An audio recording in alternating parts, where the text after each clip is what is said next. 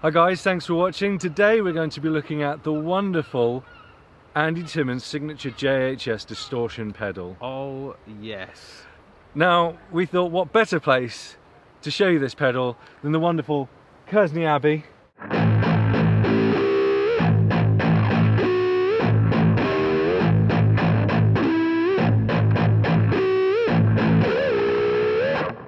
Yeah, it's what you might call an amp in the box type guitar pedal. Yeah, it seems to be the common internet phrase for a distortion pedal these days.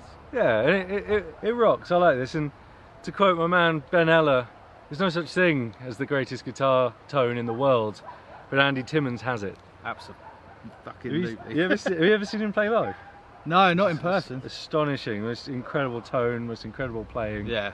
phrasing. You know, so if you put Andy Timmons on your product, It's gonna sell. it's going to make you sound exactly like him without any effort whatsoever. That's what we like. That's what we like. Yes.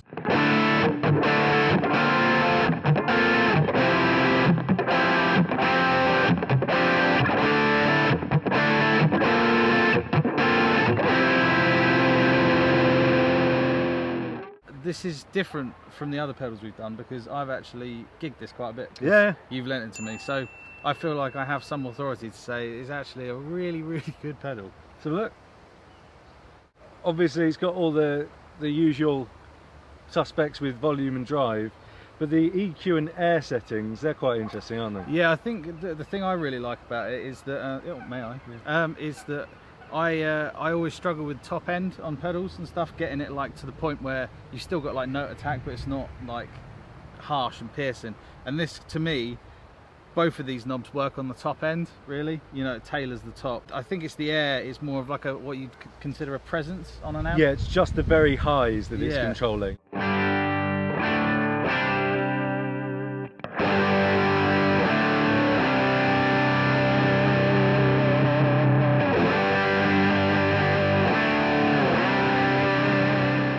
So I think what's good about this air and EQ thing is that you can really tailor the top end to your amp. I think, yeah, that's really important. And so what we tried to do in the demo is we tried to just pick two profiles on the Kemper, one Fender and one Mesa Boogie Lone Star, which I believe is what the big man uses himself.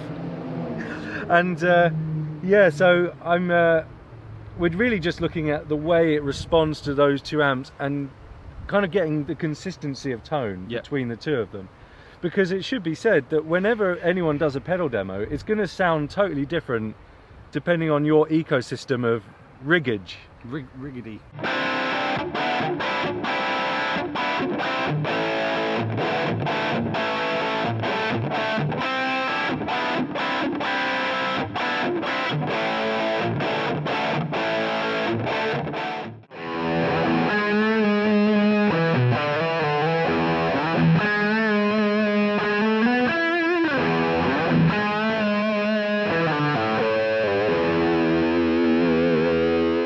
And you've also got what they're calling a wattage switch. A wattage switch, which takes you from 100 watts, 50 watts to 25 watts. And I haven't looked into it, but I imagine all it's doing is changing the clipping structure. Because as you change through them, the volume drops a bit and you get a different amount of drive and compression. And I think it was the 25 watt mode. It seems to boost the mids as well. Right, to me it's kind of a tonal shift. And again, it doesn't really matter to me what the technical side of it is use your ears but adjust for the volume before you make a decision. Yeah, because definitely. there will be volume sort of stepping using that switch.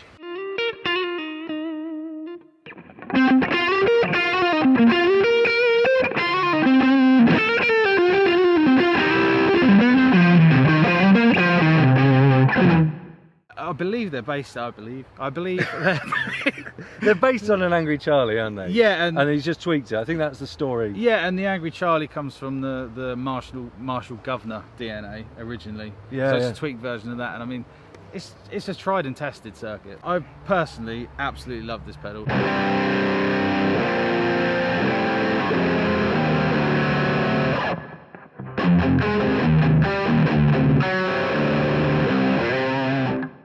I play a Les Paul like 90% of the time. I think it does a great job of like a very fat singing kind of lead sound. I didn't love it with the gain dialed back, if I'm honest. It sounds good with the gain in a lead position and rolling your volume back on your guitar. Oh, it does do that well. Yeah, it does that really well. And we'll check it out. We'll test that out. We'll test that out.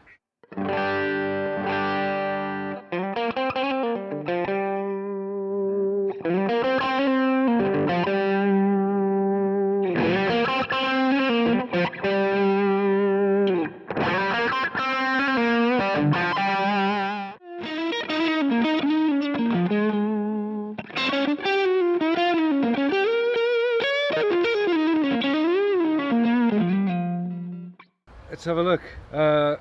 That's it really, isn't it? Not really much else. We need some way of making this sort of more interesting, because it's just a great sounding distortion pedal. Nice little signature on the bottom there. That's pretty cool. So I can hand over to you. Cool. Okay, so we got Dan playing, and I'm playing with the knobs. Okay, so this is with it off. This is on the deluxe setting, if you just do a bit of playing for you. Great, now let's have it on, and what we're going to do is we're just going to switch between the... wattage modes, I think it's called. The wattage modes, as they call it. Can you get your inverted comma in there? I will try.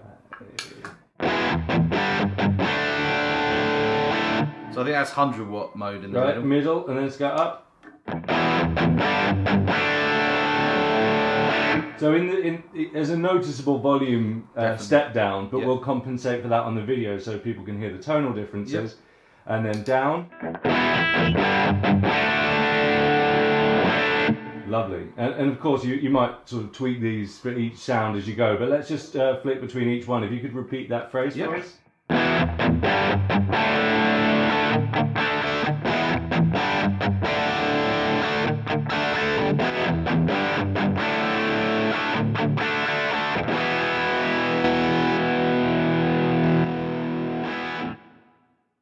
Nice. But yeah, overall, big fan, personally. Cool. It sits up there for me with my favourites. Cool. So yeah. Great. I'll take it back. I mean, there's really, you know, there are lots of different sorts of pedals that are like this, and they are all kind of flavours of the same thing. Yeah. But for me, one really crucial thing about a distortion pedal is if it's got really high quality components and a good sort of a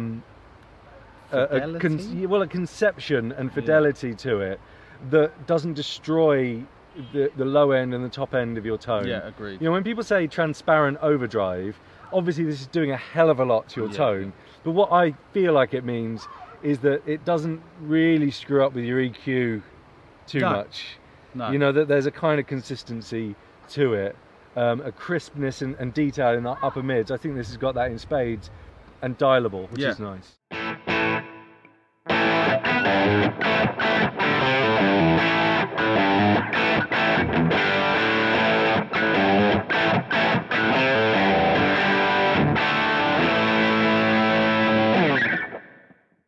Yeah, and how do you find it? Because I haven't used it with single coils. Obviously, that's more your jam. What did you think of it with singles?